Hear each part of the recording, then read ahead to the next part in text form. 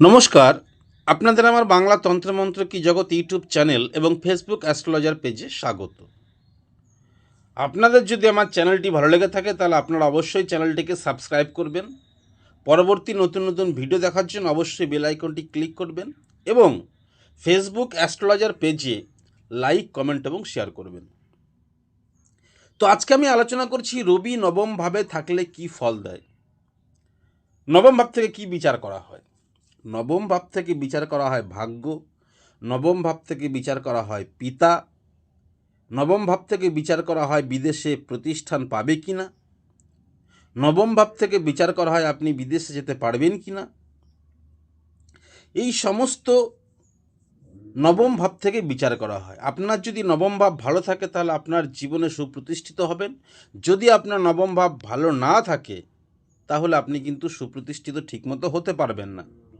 তো এই নবম ভাব থেকে আমরা কি বিচার করি? পিতা, ভাগ্য, এই সমস্ত জিনিস আমরা নবম ভাব থেকে বিচার করি। নবম ভাবে যদি রবি থাকে এবং সেই রবি যদি পীড়িত না হয় তাহলে বিদেশে ও বৈদেশিক ব্যাপারে আইন আদালতের সংস্পর্শে ভ্রমণের দ্বারা অথবা জ্ঞান, বিজ্ঞান ও ধর্মের ব্যাপারে জাতক প্রতিষ্ঠা ও গৌরব লাভ হয়। জাতক সাধারণত ভাগ্যশালী হয় এবং উচ্চপদস্থ ব্যক্তির সাহায্যে তার ভাগ্য বৃদ্ধি হয়। ধর্মের ব্যাপারে তিনি প্রায় উদার মতাবলম্বী হয়ে থাকেন এবং তার বিশেষ প্রতিষ্ঠাশালী গুরু লাভ হওয়ার সম্ভাবনা আছে। জাতক নিজেও গুরু বা জ্ঞানদাতা হিসাবে প্রতিষ্ঠা লাভ করতে পারেন। আইন আদালতের সংস্পর্শে এবং রাজকার্যে তার উচ্চ পদ ও প্রতিষ্ঠা লাভ করা কিন্তু অসম্ভব কিছু নয়। জাতকের বিচার শক্তি প্রায় অসাধারণ হয়ে থাকে। নবমস্থ রবি পীড়িত হলে বিকৃত বিচার বুদ্ধি এবং বংশগত দোষে ভাগ্যহানি ও অবনতি হয়। এই রবি যদি শনির দ্বারা নবমে পীড়িত হয় তাহলে জাতক অত্যন্ত গর্বিত, স্বার্থপর, সংকীর্ণ প্রকৃতির লোক হন এবং তার স্বভাবের জন্য উন্নতিতে বিঘ্ন ও ভাগ্যহীন হয়।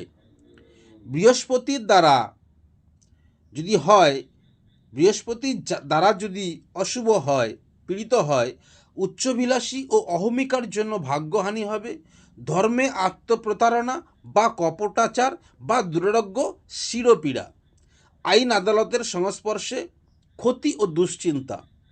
এই রবি যদি মঙ্গল বা প্রজাপতির দ্বারা পীড়িত হয় তাহলে অশান্তি, দুঃখ, ধর্মে গোড়ামির জন্য ক্ষতি। চন্দ্রের দ্বারা যদি পীড়িত হয় পারিবারিক কারণে, বিশেষত পিতামাতার জন্য ভাগ্যহানি এবং উন্নতিতে বাধা। এই যোগে অনেক সময় বাল্যকালে পিতৃমাতৃ নাশ বা পিতামাতার সঙ্গে বিচ্ছেদ হয়ে থাকে।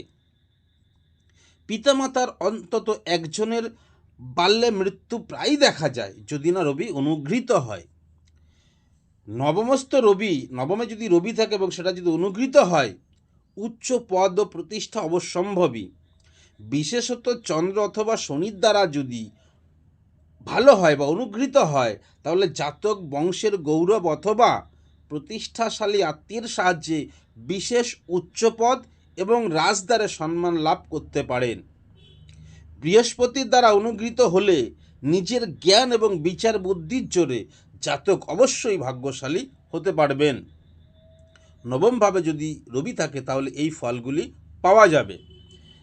আপনাদের যদি আমার এই চ্যানেলটি ভালো লেগে থাকে তাহলে আপনারা অবশ্যই ফেসবুক যে তন্ত্রমন্ত্র কি জগৎ আছে তাতে সাবস্ক্রাইব করবেন এবং বেল আইকনটি ক্লিক করবেন পরবর্তী ভিডিওগুলো দেখার জন্য, এবং ফেসবুক অ্যাস্ট্রোলজার পেজে অবশ্যই লাইক, কমেন্ট এবং শেয়ার করুন।